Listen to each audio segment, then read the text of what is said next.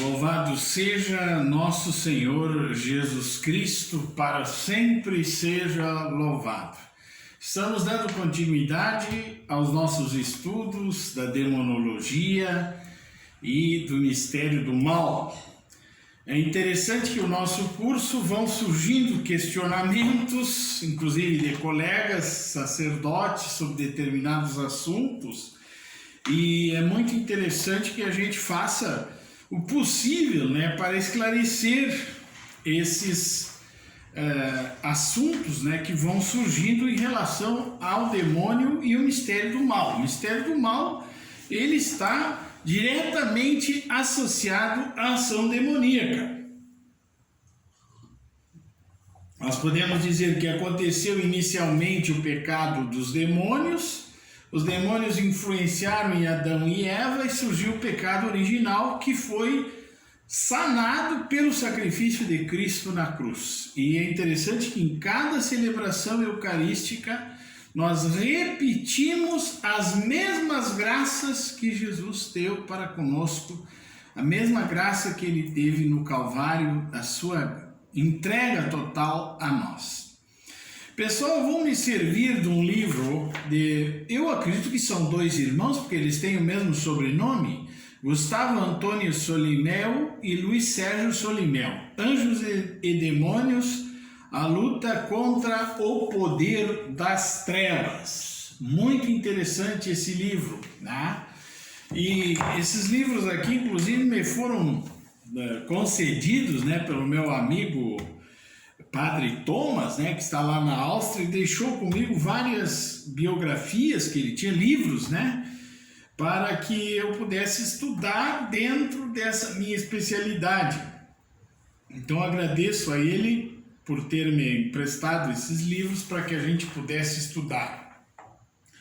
E eu gostaria de falar um pouco sobre a psicologia do demônio, Como é que é o pensamento dele? Qual é a intenção que o demônio tem quando ele nos tenta? Ou por que esse ódio tremendo que ele tem para com o seu próprio Criador? Em João 8,44, a frase, ele foi homicida desde o princípio e não permaneceu na verdade, é mentiroso e pai da mentira. Então, todas as ideologias, todos os pensamentos, o modernismo de hoje, todas as coisas que tentam nos levar para nos afastar de Deus, têm origem no demônio, na influência demoníaca. Com base nas Sagradas Escrituras e em outras fontes, poderíamos ressaltar alguns aspectos da psicologia de Satanás e seus anjos malignos. Embora os demônios sejam diferentes entre si, assemelham-se em seu desejo de fazer o mal e em sua natureza decaída. Por isso que é dito a respeito de Satanás, seu chefe, pode-se dizer dos outros demônios. Então, a característica do chefe, do grande serafim que caiu, que se iludiu que poderia ser, que Deus estava falhando ao criar o homem, assim por diante, eles têm uma certa semelhança, na maneira deles pensarem e agir. Uma delas é a vontade pervertida. Os demônios puros, espíritos como anjos que são, não têm as fraquezas e as debilidades do homem. De onde sua revolta contra Deus ser permanente, imutável e eterna. Quer dizer, eles não têm as mesmas limitações que nós temos.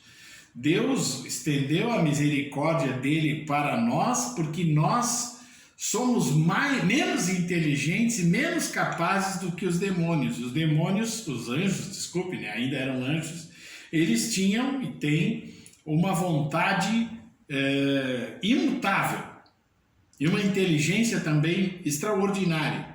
Sua vontade, deixando de ter como objeto o sumo bem, tornou-se uma vontade pervertida. Então, enquanto os anjos se encheram da graça de Deus e receberam como prêmio a visão beatífica de Deus, tá? Os demônios, por causa da desobediência, eles tiveram uma vontade pervertida. Em todos, aliás, fixada no mal. Ela é fixada no mal. Dessa forma, os demônios não desejam senão o mal em todos os seus atos voluntários. E mesmo quando fazem algum bem, por exemplo, para restituir a saúde a alguém, obter-lhe riquezas ou ensinar-lhes algo, fazem-no apenas para daí tirar o mal, conduzir a pessoa à perdição eterna, que é a única coisa que almejam para os homens. Então, eu já tenho prevenido vocês aqui várias vezes sobre as falsas religiões, onde as pessoas vão e fazem pactos. E muitas vezes até eu tenho visto testemunho de pessoas que estão nesses lugares, escutam a voz de Satanás dizendo: olha, se tu se entregar para mim, tu vai ficar rico, tu vai ter poder e tal. Mas é tudo superficial. O demônio, ele não nos dá nada de graça, ele quer o nosso mal, né? E é um bem temporário que ele fornece para nós, não é um bem eterno. Se você pedir a Deus nos livre disso, né? Você vai pedir auxílio ao demônio, ele vai te auxiliar imediatamente, mas é por causa de um bem momentâneo, de um bem desse mundo, não para o bem eterno, porque ele, na realidade, ele quer tudo que for de ruim para nós, e quer nos levar à perdição eterna, assim como ele já está perdido. Tendo sido criados bons por Deus, sua natureza ainda continua boa em si mesma. Porém, eles se tornaram seres pervertidos em sua vontade, buscando não mais seu fim último, que é o serviço e a glória de Deus, mas justamente o contrário. Isso é, tudo fazer para impedir que Deus seja glorificado. Não podendo atingi-lo diretamente, eles procuram agir sobre as criaturas de Deus na medida em que ele o permite. Quer dizer, Deus, eu já falei aqui, Deus permite a ação do mal para que nós vençamos o mal e sejamos melhores, tenhamos mais merecimentos diante de Deus. Por isso que Deus permite. Mas o demônio, quando Deus permite, ele vai avançando, né? E vai prejudicando muito a vida das pessoas. A gente vê isso claramente no livro de Jó. É quase uma síntese no livro de Jó. Quem quiser ler o livro de Jó vai entender que o acusador, né, ele se aproxima de Deus e fala e diz: olha, Jó é um homem bom, Deus falou que ele era bom, né? E o demônio diz: não, então vamos começar a ferir ele para ver qual se realmente ele vai dizer que você é bom. Então é interessante também a leitura do livro de Jó. O demônio também tem como característica psicológica da mente dele, ele é homicida e mentiroso, astuto, falso e enganador. Olha só, ele é astuto, falso e enganador. O Divino Redentor resumiu em poucas palavras essa psicologia diabólica. Ele foi homicida desde o princípio e não permaneceu na verdade, porque a verdade não está nele. Quando ele diz a mentira, fala do que ele é próprio, porque é mentiroso e pai da mentira. O demônio é homicida e pai da mentira. O mentiroso por excelência que odeia a verdade, porque a verdade nos conduz a Deus. Então, se você busca a verdade, vamos dizer, o fim da verdade é Deus, né? É chegar até Deus. Então, se tu busca a verdade, a gente vê o exemplo de Santo Agostinho, ele levava uma vida devassa, mas ele buscou essa verdade de Cristo, né? E Cristo encontrou a ele e ele acaba se tornando um grande santo. João 14,5, eu sou o caminho, a verdade e a vida.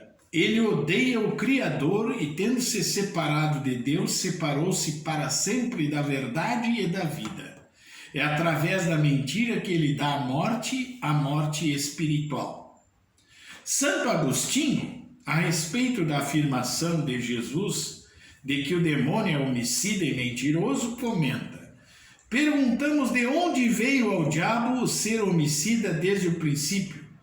E respondemos que matou o primeiro homem, não enterrando-lhe o punhal ou infligindo-lhe qualquer outro dano no corpo, senão persuadindo-o a que pecasse e precipitando da felicidade do paraíso. O demônio ele não nos ataca diretamente, ele quer induzir a que nós tenhamos uma vontade pervertida, assim como é a vontade dele. Né? Pode haver uma vexação, né? O demônio está fazendo aquele mal, mas a vexação é ruim para ele, né? Porque ele vai se revelar, a possessão também é ruim para ele. Porque numa possessão, às vezes, várias pessoas se convertem, não só o possesso, como as pessoas que estão na volta também podem se converter. Quantas pessoas hoje não acreditam na ação demoníaca? Tem até sacerdotes que não acreditam. Né? Então, quando você entende o funcionamento dessa engenharia do mal que o demônio vive, né? Então você vai ter condições de avaliar, né? Como você vai agir, como deve ser a sua vontade, envolvida sempre pela graça de Deus, para que você nunca erre nas suas atitudes, né? Vamos seguindo.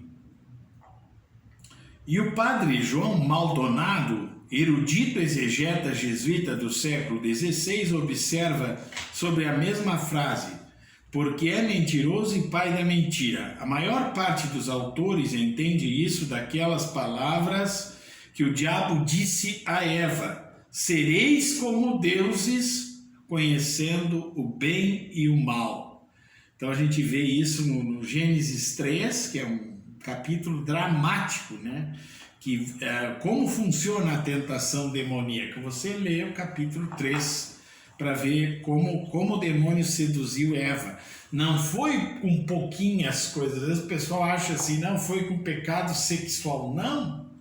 Foi algo muito mais profundo, que é o que fez que o demônio pecasse? Querer substituir Deus ou se considerar mais que Deus. É o pecado do orgulho, da vaidade, da autossuficiência levada ao maior nível. E os ciúmes, né? E os ciúmes, que é um vício terrível.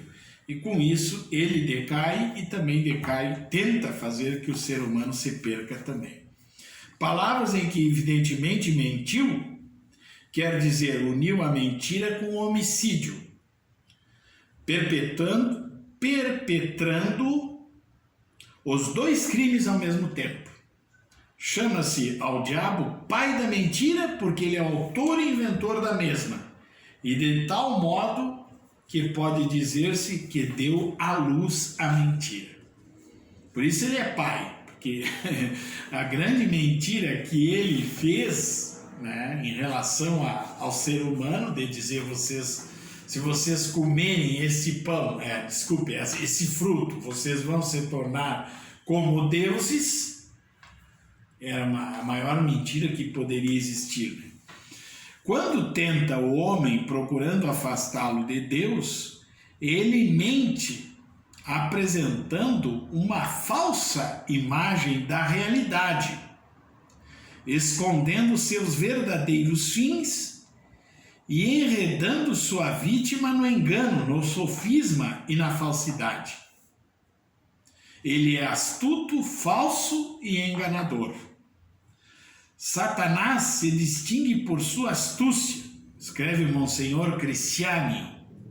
O que quer dizer essa palavra? Astúcia é um artifício enganador. Então, por exemplo, faço uma astúcia, apresento, isso aqui é uma medalha e na realidade não é. Faço uma ilusão, uma mentira, né? O uso de uma coisa aparentemente que seja verdadeira e boa e na realidade não é, né? A realidade fica por detrás daquilo que eu estou vendo. É isso que o demônio usa, a sua astúcia, né? O ser que age por astúcia tem más intenções. Se ele fala, não é para dizer a verdade, mas para enganar, para conduzir ao erro, à inverdade. Satanás é falso por excelência. Não se pode confiar nele. O que falta antes de tudo nele é a equidade, a lealdade e a franqueza.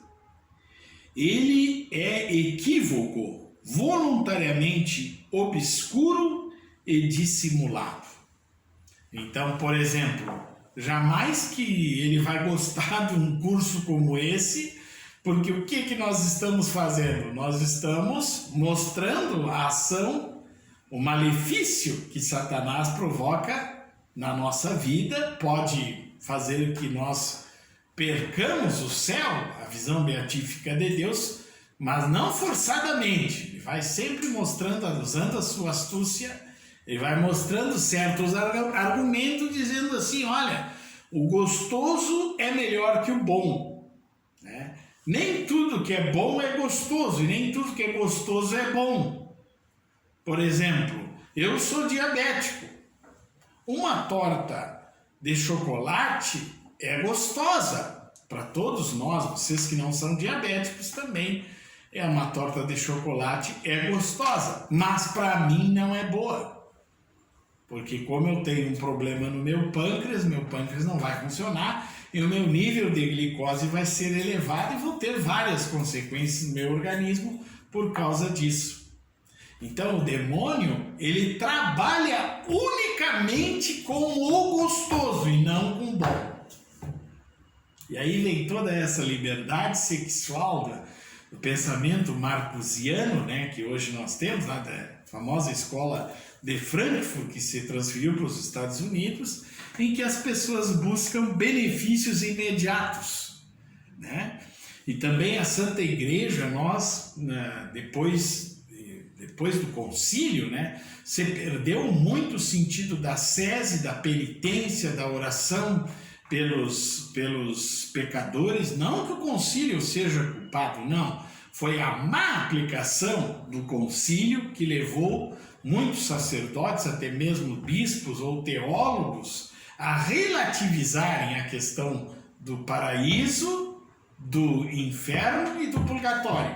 E o juízo final, que está bem próximo, onde todas as coisas serão remidas pelo Cristo que é Rei. Então, se eu tenho somente um pensamento imanente, ou seja, eu só amo as coisas desse mundo, não me lembro das coisas de Deus, aí eu vou querer só as coisas que são gostosas desse mundo, não as coisas boas. E vejam, o demônio convence Eva, Eva vê que o aspecto do fruto proibido era de bom, agradou ela, né? O fruto proibido.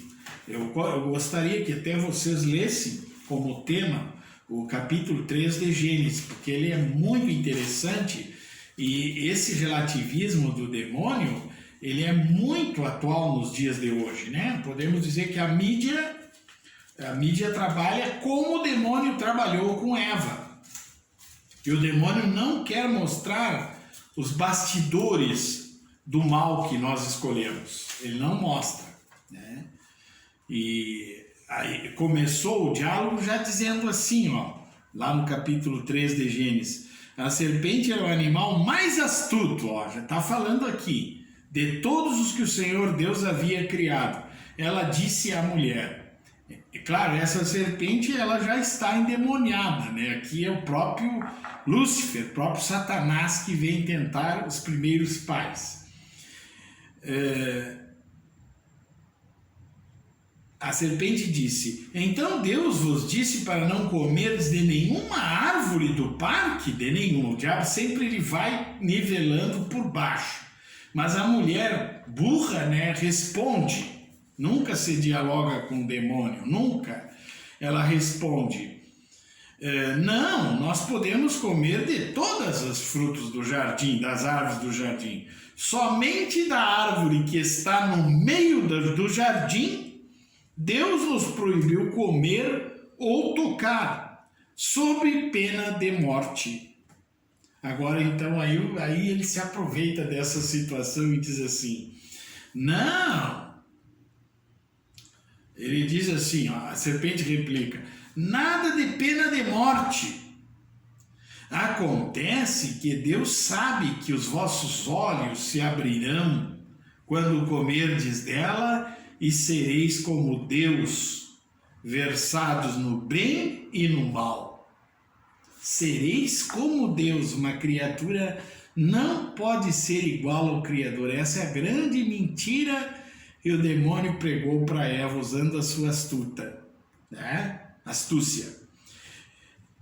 Versados no bem e no mal, só Deus tem essa sabedoria. Se nós estamos em estado de graça, vivemos uma vida de santidade, Deus permite, através dos dons do Espírito Santo, que nós tenhamos um conhecimento um pouco a mais do que as outras pessoas, como foi o caso do Padre Pio. A grande vida de santidade, né, que o Padre Pio levou, fez que ele tivesse condições de ter essa visão do bem e do mal. Então, olha aqui, o efeito da mídia e da propaganda. Então, a mulher percebeu que a árvore tentava o apetite, era uma delícia de ver e desejável para adquirir discernimento. Olha só, duas coisas. Ela é gostosa e boa. Demônio mentiu tremendamente, porque nem tudo que é gostoso é bom. Aqui no caso, ela até poderia ter um gosto bom, mas ela é ruim, ela é má, porque é o fruto da desobediência, da autossuficiência humana, isso que ela representa, no caso. Então a mulher percebeu e comeu. Pegou o fruto da árvore, comeu e ofereceu ao seu marido, que comeu junto com ela. Aí vem a grande consequência do pecado original, pessoal, que é a quebra de comunicação íntima com Deus. O homem perdeu a sua originalidade. Até mesmo a capacidade de ver a realidade de uma maneira mais clara, uma espécie já de sabedoria que o homem tinha, a mulher, antes do pecado original. E o pecado vai deteriorar todas as coisas. Então, por isso é importante a gente conhecer esse caminho do demônio, né, que ele é obscuro e dissimulado, porque, por exemplo, um dependente químico, né, o demônio não vai dizer para o dependente químico: olha, a droga é ruim, o crack, tu vai ficar sofrendo, tu vai virar um mendigo na rua. Jamais o demônio mostra isso, né? O primeiro cigarro de maconha que um adolescente fuma, os amigos dizem: faz isso aí, rapaz, isso aí é bom, tu vai ficar homem, tu vai ficar bom, vai poder te comunicar melhor com as meninas, né? Sempre entra esse lado aí. E, infelizmente, o rapaz acaba iniciando uma vida de escravidão, que começa com o primeiro copo de cerveja, pessoal. Vamos evitar o álcool, porque o álcool não é também uma coisa boa para nós. Bom, agora aqui os autores, né, eles colocam que o demônio tem uma soberba demencial e uma inveja mortal. Olha só, soberba demencial. Ele chega a ser demente, é tipo Hitler, né? Hitler, acho que ele tem encarnado mesmo Satanás, né? As ações de Satanás. E o Lenin mais ainda, porque o Lenin matou mais pessoas do que Hitler da própria pátria. Mas aqui no Brasil nós ainda temos a bandeira comunista, né? Que é bandeira fundada por Lenin. A foice e o martelo, né? Passa a foice no pescoço e dá uma martelada na cabeça dos burros que estão aí sem saber o que fazem, né? São os famosos analfabetos funcionais que o professor Olavo fala. Por detrás dessa dissimulação se esconde o seu desejo oculto, assim expresso por Monsenhor Cristiani. Ser como Deus. Então, essa dissimulação, essa mentira do demônio, né, está aquele desejo oculto do diabo dele querer ser como Deus. E São Miguel correu ele a laço e disse: ninguém como Deus. É a frase contrária, quer dizer, o demônio ainda ignorante, ele não é ignorante, ele é sábio, mas é tão sábio que é ignorante, que ele não reconhece que ele é uma criatura. Falta o essencial, faltou, né? Porque agora não tem mais jeito. Faltou o essencial para Satanás, que é a humildade.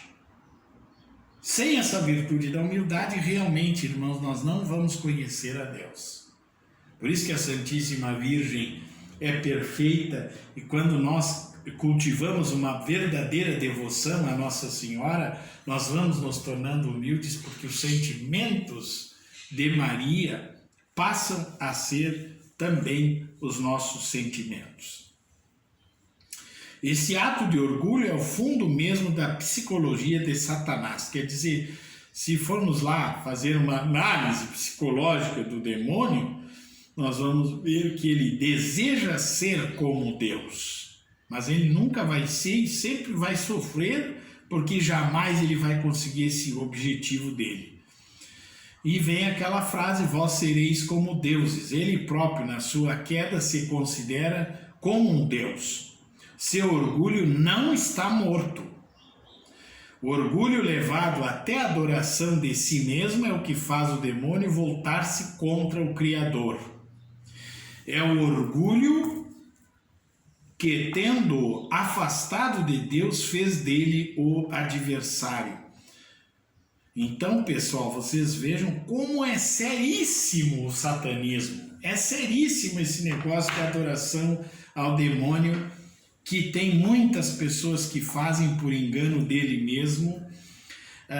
Todo tipo de satanismo é terrível, tem consequências terríveis, até mesmo para as cidades aonde são feitos esses cultos para Satanás.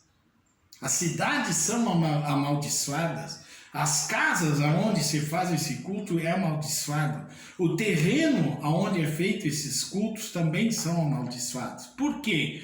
Porque nada de bom pode vir do demônio, somente o engano.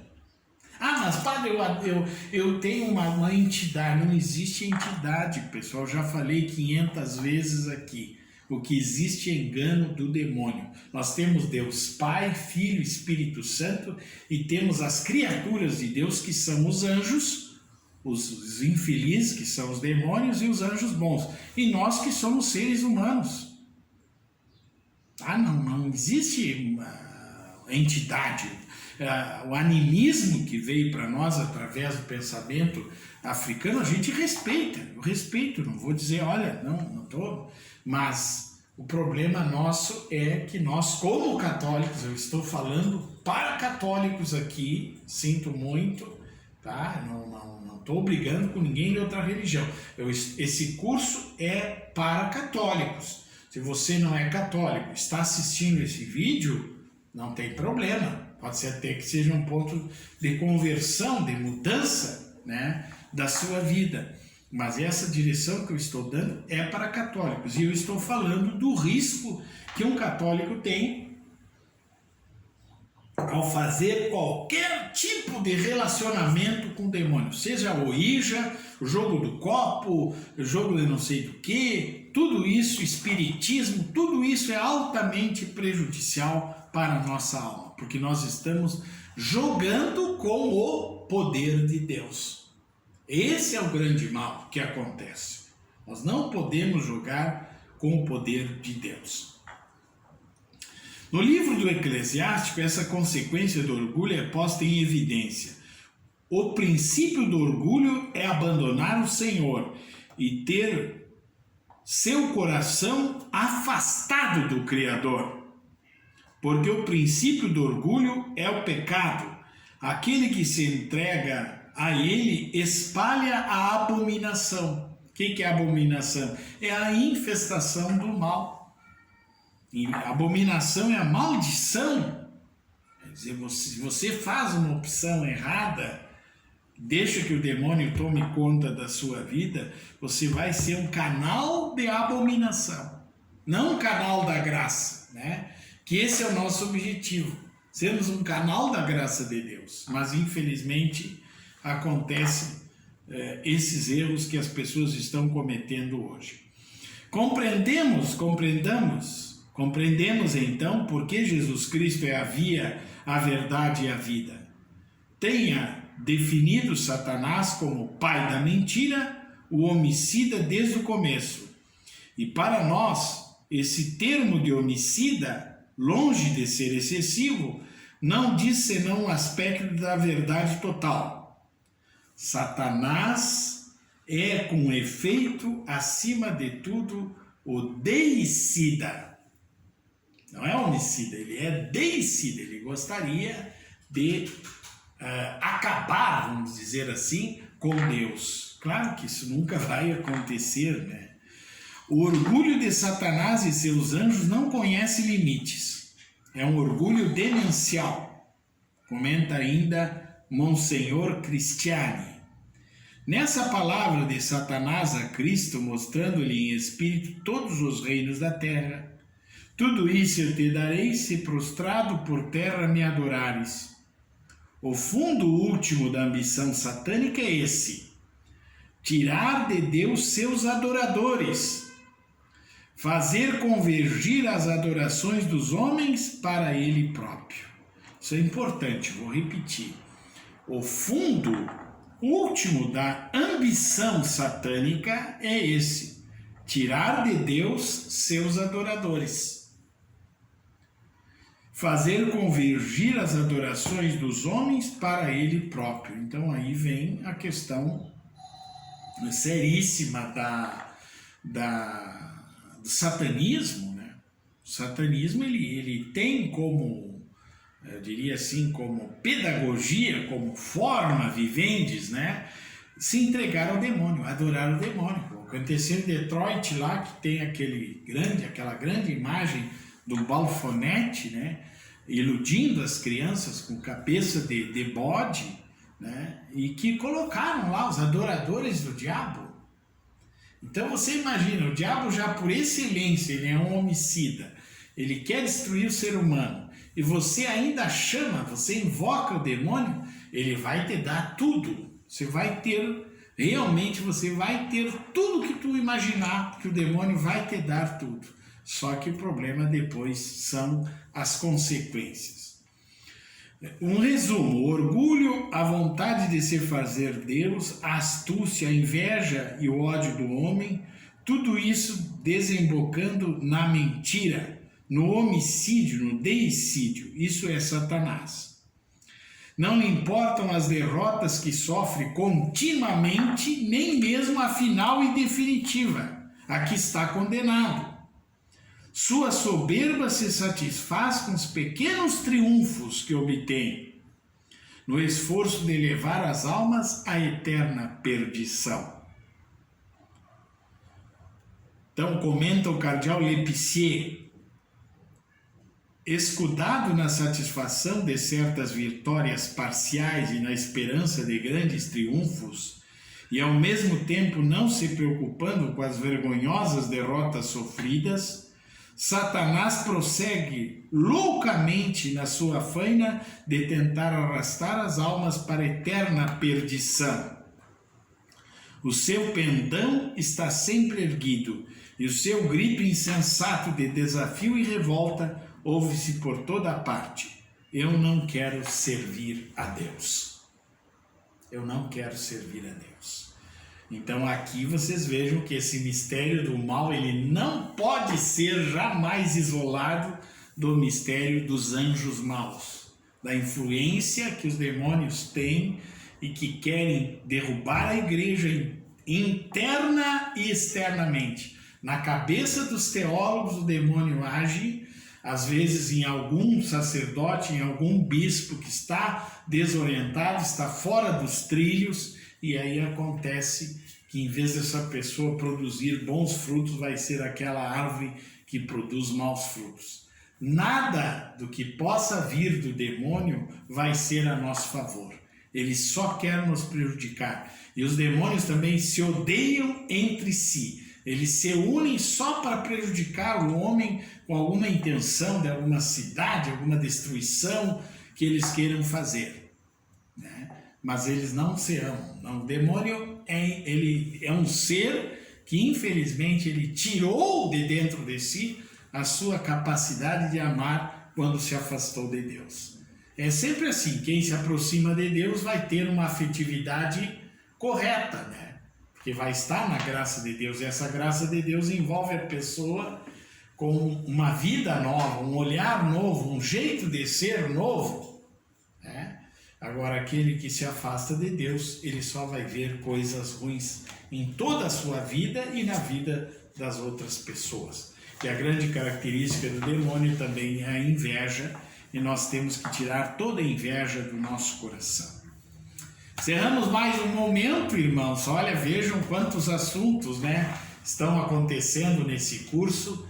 Vamos assistir com calma. Se você puder debater com outras pessoas, leve para catequese, para catequista, talvez até para outros sacerdotes, porque esse assunto é um assunto muito pouco falado, muito pouco divulgado e que surte um grande efeito de conversão em nós. Porque se eu sei quais são as artimanhas do demônio, eu não vou segui-lo, né? Eu vou seguir justamente o caminho mais correto. Um grande abraço e até a nossa próxima palestra.